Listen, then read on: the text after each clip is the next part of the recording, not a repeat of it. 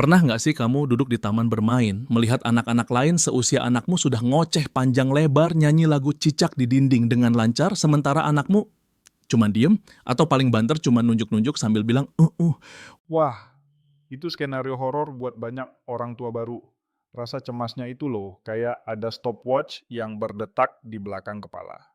Kita langsung mikir, anakku kenapa? Apa aku salah asuh? Atau jangan-jangan ada yang nggak beres sama otaknya? Betul banget. Apalagi kalau sudah ada tetangga atau tante yang komentar, ah nggak apa-apa, dulu Einstein juga terlambat bicara, nanti juga pinter sendiri. Kalimat itu sering banget jadi tameng buat menunda ke dokter. Tapi pertanyaannya, seberapa valid sih anggapan tunggu saja nanti bisa sendiri ini? Nah, ini poin krusialnya. Mitos Einstein Syndrome itu sebenarnya jebakan yang cukup berbahaya. Memang ada istilah late bloomer, anak yang telat bicara, tapi kemudian mengejar ketertinggalan tanpa intervensi. Tapi persentasenya kecil. Mengandalkan harapan bahwa anak kita adalah late bloomer itu seperti berjudi dengan masa depan perkembangan otaknya. Kita harus bedakan antara belum mau bicara dengan tidak mampu bicara. Oke, itu menarik. Bedanya di mana? Karena buat orang awam, kelihatannya sama saja, anak diam. Kita harus lihat aspek komunikasi nonverbalnya. Kalau anak belum bicara tapi dia paham instruksi, bisa menunjuk apa yang dia mau, ada kontak mata yang intens, dan dia berusaha berkomunikasi lewat gestur. Mungkin itu late bloomer.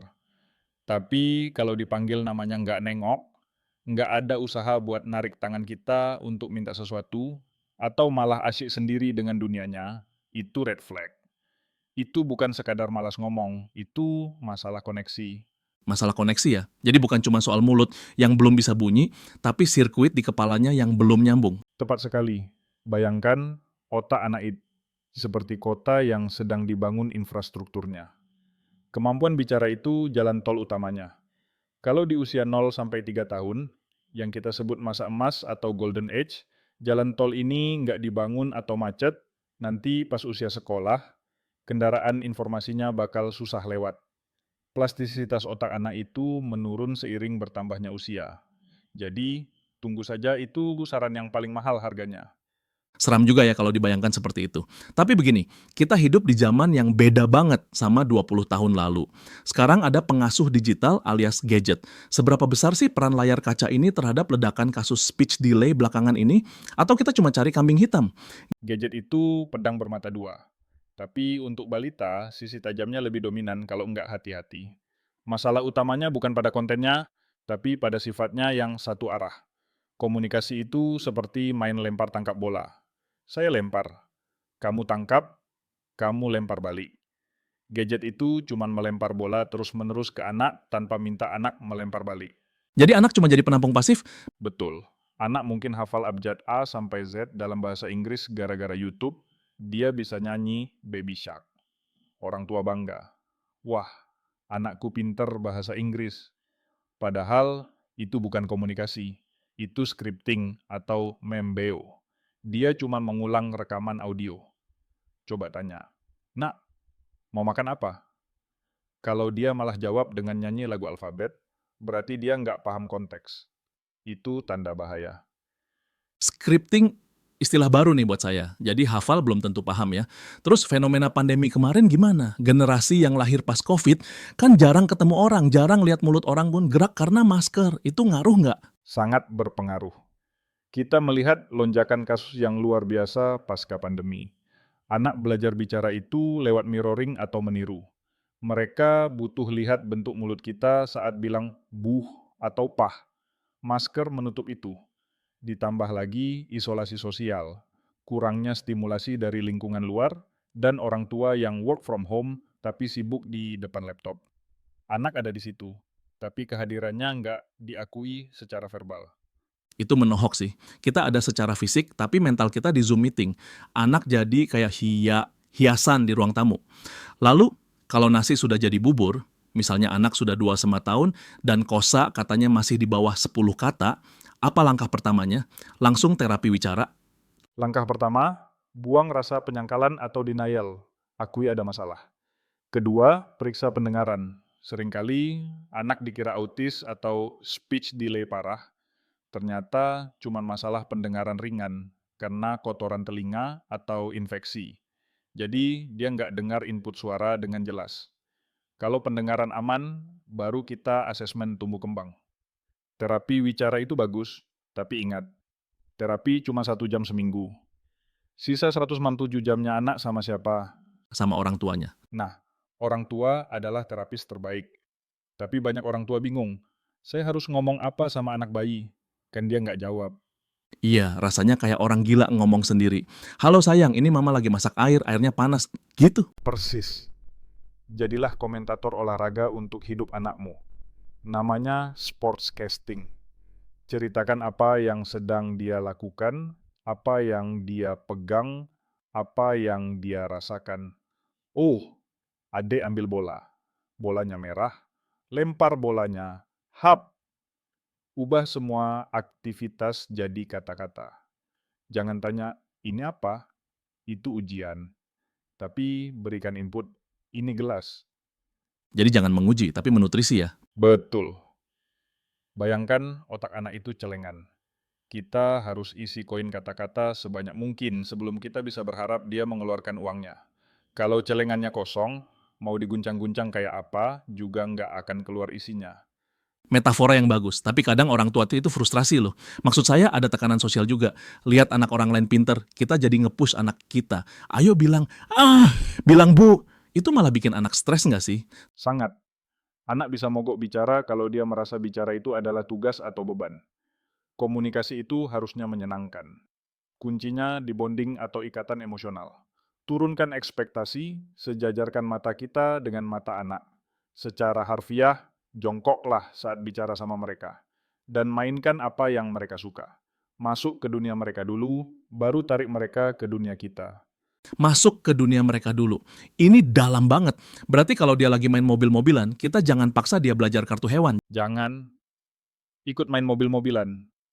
Bunyikan suara mobilnya, brum-brum, ngangge, cit, rem. Suara-suara lingkungan atau onomatope itu justru fondasi awal bicara sebelum kata-kata asli. Kalau dia sudah nyaman dan merasa, oh seru ya main sama bunda, ada suaranya, dia akan terpicu untuk meniru. Ada satu hal lagi yang sering jadi perdebatan. Soal bahasa dwibahasa atau bilingual. Banyak orang tua ambisius pengen anaknya jago bahasa Inggris dari bayi. Padahal bahasa ibunya tuh belum lancar. Itu bikin bingung anak nggak? Kalau anaknya speech delay, aturan emasnya adalah satu bahasa dulu. Fokus ke bahasa yang paling sering dipakai di rumah dan lingkungan. Otak anak yang sedang kesulitan memproses bahasa jangan dibebani dengan 2 sistem tata bahasa yang berbeda. Ibaratnya, satu jalan saja belum diaspal, jangan disuruh bangun 2 jalan sekaligus. Nanti malah macet total. Fokus satu bahasa sampai lancar, baru kenalkan yang lain ya. Masuk akal. Betul. Kecuali kalau memang orang tuanya nikah campur dan masing-masing konsisten pakai satu bahasa. Metode one parent, one language, itu beda cerita. Tapi untuk kasus umum di Indonesia, kuatkan bahasa Indonesia atau bahasa ibu dulu. Oke, kita sudah bahas penyebab, solusi, dan mitos. Sekarang saya mau tanya soal dampak jangka panjang. Kalau speech delay ini tidak ditangani dengan baik, selain masalah akademik, apa dampak psikologisnya buat anak saat dia besar nanti? Ini sisi yang sering dilupakan. Anak yang tidak bisa mengekspresikan keinginannya cenderung punya masalah perilaku.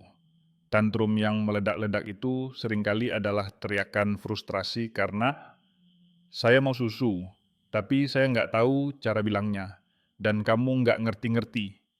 Jangka panjangnya, ini bisa lari ke rasa rendah diri, kesulitan bersosialisasi, bahkan depresi di usia remaja karena merasa terisolasi. Bahasa adalah jembatan sosial. Tanpa itu, manusia kesepian. Jadi tantrum itu sebenarnya komunikasi yang gagal ya, bukan sekadar anak nakal. Betul, itu sinyal SOS. Bantu saya nggak punya kata-kata. Jadi, jangan dimarahi, tapi divalidasi perasaannya. Adik marah ya, adik mau mainan itu. Saat kita mewakilkan perasaan mereka dengan kata-kata, mereka belajar, oh, rasa sesak di dada ini namanya marah.